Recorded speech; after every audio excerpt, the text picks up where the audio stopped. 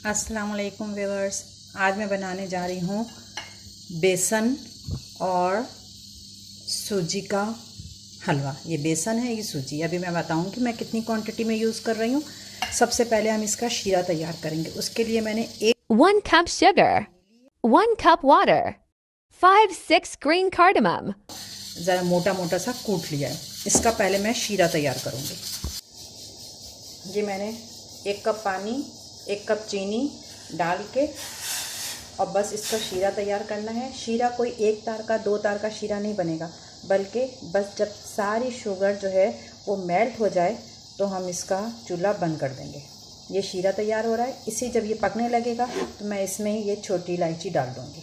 जब ये पकना शुरू हुआ ना, इसी में ही छोटी इलायची का फ्लेवर के लिए छोटी इलायची का पाउडर डाल दूँगी। और ये शुगर मेल्ट हो जाती है तो इसको उठा के साइड पे रख देंगे। और ये हमारा शीरा तैयार हो गया बेसन और सूजी के हलवे के लिए। फिर आगे का प्रोसीजर मैं बताती हूँ। जब ये पानी में उबाल आ जाएगा तो मैं इसमें 1 चुटकी ज़र्दे का रंग डाल दूँगी कलर के लिए। इससे बेसन के हलवे का कलर जो है वो अच्छा होगा। 1 चुटकी ज़र्दे का रंग डाला। चीनी मेल्ट हो चुकी है।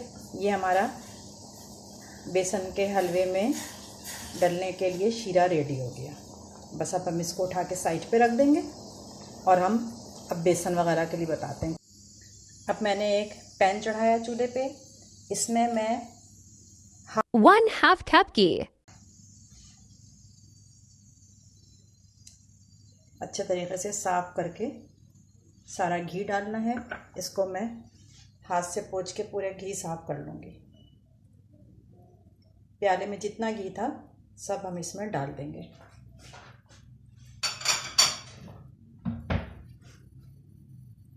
ये घी मेल्ट हो जाए पहले, फिर हम इसमें डालेंगे सूजी।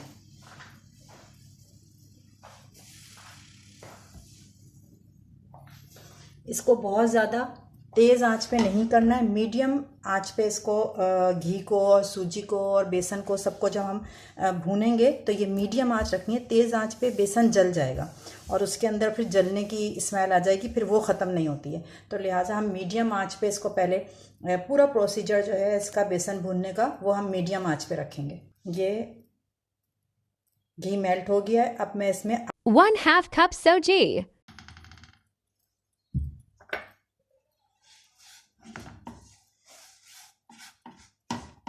आधा कप सूजी डाला और बेसन लिया है मैंने 2 कप।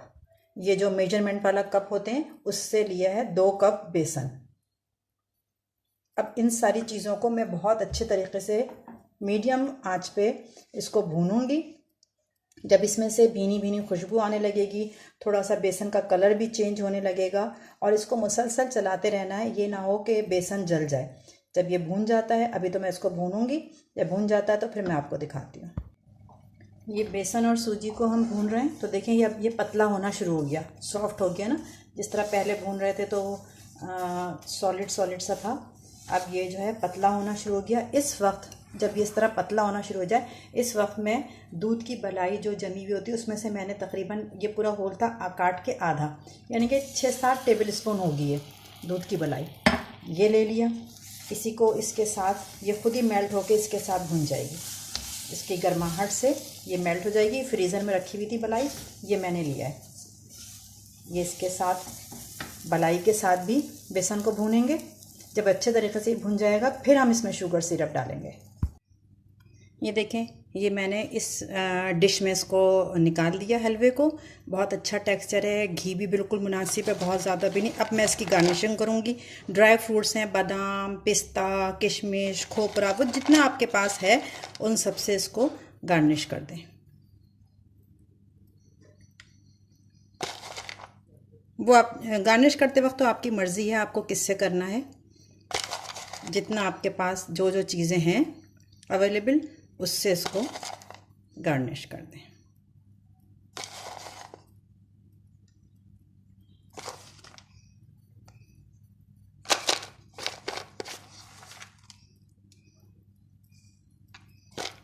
और जो बारीक चूरा सा है उसको यहाँ पर इस तरह ये हमारा बेसन और सूजी का मज़ेदार सा हलवा रेडी है।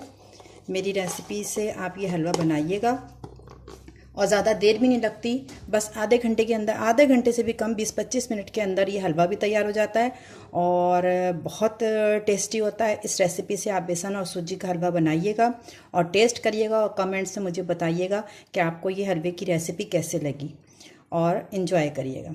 अल्लाह हाफिज़।